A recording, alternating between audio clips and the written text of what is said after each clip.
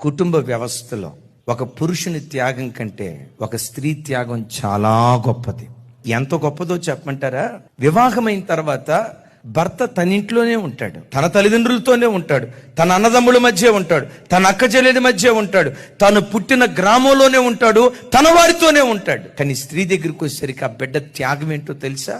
వివాహం అనే ఆ ఒక్క వ్యవస్థ ద్వారా 25 సంవత్సరాలు పెంచి పెద్ద చేసిన ఆ పేగు బంధాన్ని తెంచుకొని, పుట్టిన గడ్డను విడిచిపెట్టి, పుట్టి పెరిగిన ఇంటిని విడిచిపెట్టి, ముక్కు ముఖం ఎరుగని మనకు నమ్మి తన ఇంటిని వదిలిపెట్టి, అమ్మా నాన్న వదిలిపెట్టి, అక్కా చెల్లెలను వదిలిపెట్టి, అన్నదమ్ముళ్ళందరినీ విడిచిపెట్టి వచ్చి వివాహ వ్యవస్థ ద్వారా మన ఇంటికి వచ్చి తన ఇంటి పేరు కూడా మార్చుకొని అంత త్యాగం చేసుకుంటుంది. ప్రతి భర్త తన జీవితంలో దేవుని తర్వాత ఆ తర్వాత స్థానం తన భార్యకి ఇచ్చేటువంటి వాడిగా ఉండాలి.